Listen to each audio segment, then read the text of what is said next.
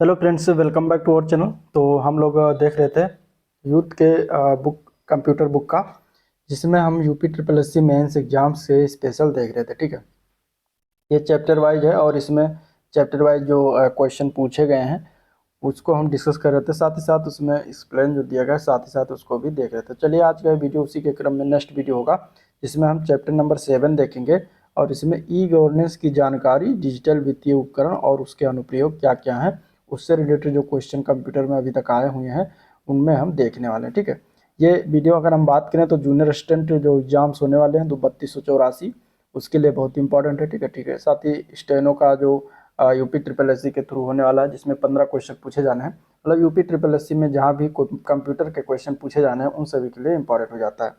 चलिए, इस वीडियो को शुरुआत करते हैं। स्टार्ट करने से पहले अगर आप लोग चैनल पर नए भी तो सब्सक्राइब नहीं किया तो चैनल को सब्सक्राइब कीजिएगा, साथ ही साथ वीडियो को भी लाइक करते चलिएगा। पहला क्वेश्चन कुछ इस तरीके से पूछा गया था निम्नलिखित में से कौन सा बैंकिंग लेन देन AEPS का उपयोग करके किया जा सकता है। ठीक है, AEPS का उपयोग करके कौन सा इसमें से बैंकिंग लेन देन किया जा सकता है, ये बताना था। ठीक है, चलिए, इसका आंसर क्या हो जाएगा? इसका आंसर है डी ऑप्शन। इसमें से अगर हम देखें तो cash withdrawal, balance inquiry, cash deposit, इन सभी का जो है बैंकिंग लेन देन किया जा सकता है। तो आंसर हो जाएगा डी ऑप्शन, उपयुक्त सभी। ठीक है, ये क्वेश्चन पूछे जाते हैं इस तरीके से।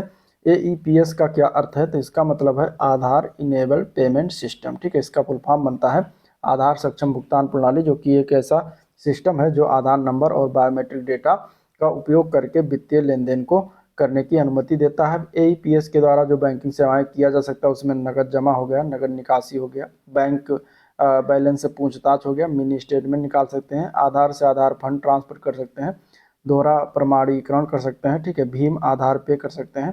तो इस प्रकार इतनी सारे काम जो है आप AEPS के माध्यम से बैंकिंग सेवाएं कर सकते हैं। ठीक है, आधार इनेबल पेमेंट सिस्टम। तो अब आपको अगर एग्जाम में इस तरीके से पूछा जाएगा तो आप इसका आंसर दे दीजिए। चलिए, क्वेश्चन नंबर दूसरा है यूपीआई किस सेवा का उन्नत संस्करण है? ठीक है, यूपीआई जो है किसका जो है एडवांस वर्जन है, ये बताना। ठीक है, किस सर्विस का एडवांस वर्जन है यूपीआई, ये क्वेश्चन पूछा गया था 2025 के पेपर में। ठीक है, यूपी ट्रिपल एस सी के। तो ये जो है IMPS का जो है क्या है, एडवांस वर्जन है यूपीआई, जो कि इसका फुल फॉर्म है इमीडिएट पेमेंट सर्विस। ठीक है, तो इसका ये क्या है, एडवांस वर्जन है। आंसर यहाँ पे क्या हो जाएगा? बी ऑप्शन इसका राइट हो जाएगा। ठीक है, IMPS अगर हम बात करेंगे यूपीआई, तो यूपीआई का फुल फॉर्म है यूनिफाइड पेमेंट इंटरफेस, जो कि ये इमीडिएट पेमेंट सर्विस का जो है उन्नत संस्करण है। IMPS एक रियल टाइम फंड ट्रांसफर सेवा है, जिसे भारत में NPCI यानी कि national payments corporation of India द्वारा विकसित किया गया था। IMPS के जरिए तुरंत पैसे ट्रांसफर किए जा सकते हैं और यूपीआई ने इसी तकनीक को सरल और तेज और व्यापक बना दिया है। तो ये इसका आंसर हो जाएगा। चलिए, क्वेश्चन नंबर 3 में मिलान करने के लिए आया था। यहाँ पे डिजिटल वित्त शब्द जो कॉलम ए में लिखा हुआ है और उसके प्राथमिक कार्य क्या है जो कॉलम बी में लिखा हुआ है। ठीक है, जैसे कि डिजिटल वॉलेट का कार्य क्या है, तो इधर आपको कॉलम बी में मिलान करना था कि इसमें से कौन सा मिलान होगा। फिर ब्लॉकचेन क्या होता है, फिर पेमेंट गेटवे क्या होता है, इसके अलावा इसमें डी ऑप्शन में था स्मार्ट कॉन्ट्रैक्ट क्या होता है। तो इन सभी शब्दों के बारे में आप जब जानेंगे तभी इसके प्राथमिक कार्य को मिलान कर पाएंगे। तो आप इसको पढ़ना पड़ेगा, आप इसको पढ़ लीजिएगा। हम चलिए चलते हैं, इसका मिलान करवाते हैं। पहला जो डिजिटल वॉलेट है, इसका मतलब है डिजिटल मुद्रा भंडारण, यानी कि software for storing digital currency and facilitating transaction, यानी कि लेन देन सुविधा के लिए जो सॉफ्टवेयर होता है या डिजिटल मुद्रा स्टोर करने के लिए जो है सॉफ्टवेयर होता है, उसको हम कहते हैं क्या? डिजिटल वॉलेट कहते हैं। ठीक है, तो ये हो गया।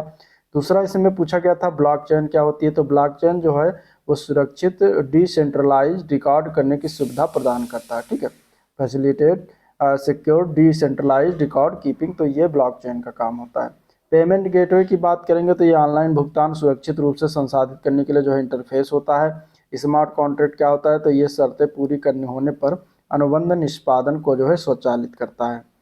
चलिए, क्वेश्चन नंबर 4 है। यहाँ पे कथन दिया गया डिजिटल वॉलेट सुरक्षित ऑनलाइन लेन देन सक्षम करते हैं और कारण है कि डिजिटल वॉलेट लेन देनों को सुरक्षित करने के लिए पूरी तरह से इनक्रप्शन पर निर्भर करते हैं। अब एक कथन और कारण दोनों दिया गया है और यहाँ पे बताना था कि इन दोनों में से कौन सा कथन या कार्य जो है सही था। तो यहाँ पे अगर हम बात करेंगे तो बी पार्ट हो जाएगा, कथन सही है और कारण गलत है। क्यों गलत है, तो इसका हम एक्सप्लेन देख लेते हैं। डिजिटल वॉलेट कौन कौन से होते हैं, जैसे कि पेटीएम हो गया, ठीक है, गूगल पे हो गया, फोन पे हो गया, ये सभी क्या है, ये सभी डिजिटल वॉलेट है। ये सुरक्षित ऑनलाइन लेन देन सक्षम करते हैं। ये पेमेंट मेथड एन्क्रिप्शन, टोकनाइजेशन और अन्य सुरक्षा उपायों का उपयोग करके यूजर्स के फाइनेंशियल डेटा को सुरक्षित रखते हैं। डिजिटल वॉलेट पूरी तरह से केवल एन्क्रिप्शन पर निर्भर नहीं करते। एन्क्रिप्शन के अलावा इनमें कई अन्य सुरक्षा तकनीकें जैसे टोकनाइजेशन होती हैं, बायोमेट्रिक ऑथेंटिकेशन होता है जैसे कि फिंगरप्रिंट या फिर face ID, two factor authentication होता है, ठीक है, जिसको 2FA कहते हैं।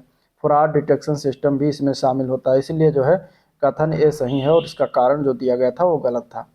चलिए क्वेश्चन नंबर 5 पूछा गया था, निम्नलिखित में से कौन सा G2C यानी कि सरकार से नागरिक ई गवर्नेंस सेवा का इसमें से एक उदाहरण है, ये पूछा गया क्वेश्चन है।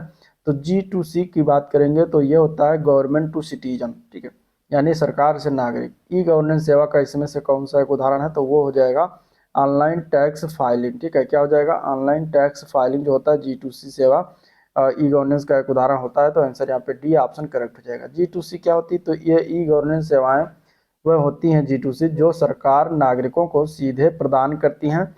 ऑनलाइन टैक्स फाइलिंग एक G2C सेवा का उदाहरण है क्योंकि यह सरकार द्वारा नागरिकों को दी जाने वाली सुविधा है जिससे वह ऑनलाइन टैक्स दाखिल कर सकते हैं।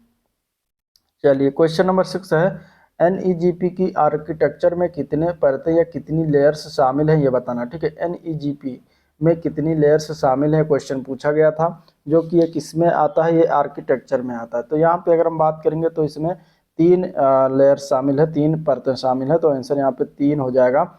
अब NEGP क्या फुल फॉर्म क्या है, तो नेशनल ई गवर्नेंस प्लान इसका फुल फॉर्म होता है, जो भारत सरकार के द्वारा आरंभ की गई एक योजना है जिसका उद्देश्य है भारत के नागरिकों को सभी सरकारी सेवाएं इलेक्ट्रॉनिक माध्यमों से उपलब्ध कराना।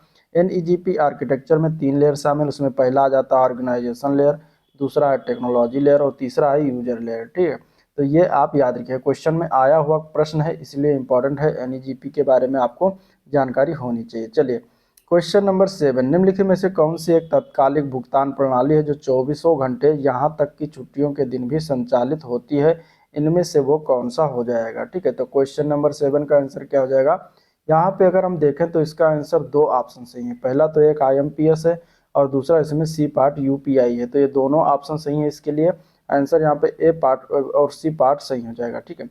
क्योंकि IMPS और UPI एक तत्कालिक भुगतान प्रणाली है जिसमें ट्रांसफर के लिए bank account number, IFSC code, mobile banking या नेट बैंकिंग या फिर बैंक टू बैंक 24 घंटे छुट्टियों के दिन भी पैसे ट्रांसफर करने के लिए संचालित रहती है। क्वेश्चन नंबर 8 है, कई वित्तीय संस्थानों से जुड़े सीमा पार डिजिटल भुगतान के लिए किस अंतः संचालनता मानक का उपयोग किया जाता है इसमें से, तो उसका कौन सा है, तो वो मानक है ISO 20022, ठीक है। तो यहाँ पे आंसर क्या हो जाएगा, डी ऑप्शन राइट हो जाएगा। ISO 20022 वैश्विक वित्तीय संदेश विनिमय मानक है जिसका उपयोग सीमा पार डिजिटल भुगतान और वित्तीय संस्थानों के बीच बेहतर संचार तथा स्विफ्ट RTGS इसका फुल फॉर्म है रियल टाइम ग्रॉस सेटलमेंट के लिए अन्य भुगतान प्रणालियों में व्यापक रूप से अपनाया जा रहा है, ठीक है। चलिए क्वेश्चन नंबर 9 है, IMPS का फुल फॉर्म क्या है, ये पूछा गया क्वेश्चन है। IMPS का फुल फॉर्म यहाँ पे आंसर क्या हो जाएगा, C option immediate payment service, ठीक है, इमीडिएट पेमेंट सर्विस इसका फुल फॉर्म होता है, C ऑप्शन करेक्ट हो जाएगा। चलिए क्वेश्चन नंबर 10 देखते हैं, यहाँ पे दिया गया है कि आधार डेटाबेस के माध्यम से पहचान और प्रमाणीकरण के साथ किया गया भुगतान क्या कहलाता है, तो उसको कहा जाता है AEPS, ठीक है। आंसर क्या हो जाएगा, ए पार्ट हो जाएगा। ये पहला क्वेश्चन कुछ इसी तरीके से था, आधार इनेबल्ड पेमेंट सिस्टम से ही था, तो आप इसको पढ़ लीजिएगा क्योंकि इससे क्वेश्चन बनते हैं। चलिए निम्नलिखित में से कौन सा ई गवर्नमेंट नहीं है इनमें से, ठीक है, B2B, G2G और G2C और G2B, ये सभी में बताना है कि कौन सा इसमें से ई गवर्नमेंट नहीं है, ठीक है। आप ये जितने भी दिया गया B2B इसके बारे में डिटेल से पढ़ लीजिएगा। यहाँ पे अगर देखें तो बिजनेस टू बिजनेस जो है ई गवर्नमेंट से नहीं होता, बाकी सारे होते हैं, तो आंसर ए पार्ट हो जाएगा, ठीक है। B2B जो बिजनेस है ये ई गवर्नमेंट नहीं है क्योंकि ई गवर्नमेंट का मुख्य उद्देश्य होता है सरकार और नागरिकों के बीच सेवाओं का आदान प्रदान, लेकिन B2B का लक्ष्य है व्यवसायों के बीच कॉमर्शियल लेन देन को सुगम करना और माल और सेवाओं का जो है आदान प्रदान करना होता है। चलिए अगला प्रश्न है, इनमें से कौन सा एक अल्फा न्यूमेरिक कोड है जो नेफ्ट सिस्टम में भाग लेने वाली बैंक शाखा की विशिष्ट पहचान करता है, तो इसमें से कौन सा वो हो जाएगा, तो वो होता है IFC। ठीक है, IFC कोड होता है, तो आंसर यहाँ पे ए ऑप्शन करेक्ट हो जाएगा, IFSC कोड। ठीक है, IFSC code Indian financial system code इसका फुल फॉर्म है, जो कि एक यूनिक कोड होता है जिसे भारतीय रिजर्व बैंक द्वारा प्रत्येक बैंक शाखा को दिया गया है। IFSC कोड एक अल्फा न्यूमेरिक कोड है जो नेफ्ट, RTGS और IMPS जैसे ऑनलाइन फंड ट्रांसफर सिस्टम में भाग लेने वाली बैंक शाखा की क्या होता है, विशिष्ट पहचान करता है।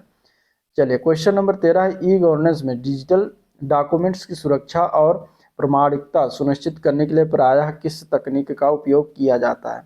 तो ई गवर्नेंस में डिजिटल दस्तावेजों की सुरक्षा के लिए जो है डिजिटल सिग्नेचर्स का प्रयोग करते हैं। आंसर यहाँ पे बी ऑप्शन इसका राइट है। ठीक है, डिजिटल सिग्नेचर जो होता है कि इलेक्ट्रॉनिक प्रक्रिया होती है जिसका उपयोग डिजिटल डॉक्यूमेंट, ईमेल, संदेश या लेन देन को सत्यापित और मान्य करने के लिए किया जाता है।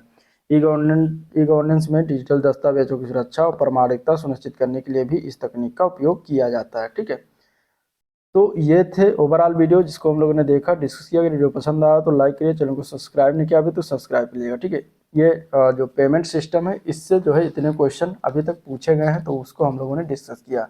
अगला जो वीडियो होगा वो आपका होगा भविष्य के कौशल और साइबर सुरक्षा का अवलोकन, जिसको हम अगले चैप्टर में देखेंगे। ठीक है, तो चलिए आज का वीडियो एंड करते हैं, मिलते हैं नेक्स्ट वीडियो में, तब तक के लिए थैंक यू।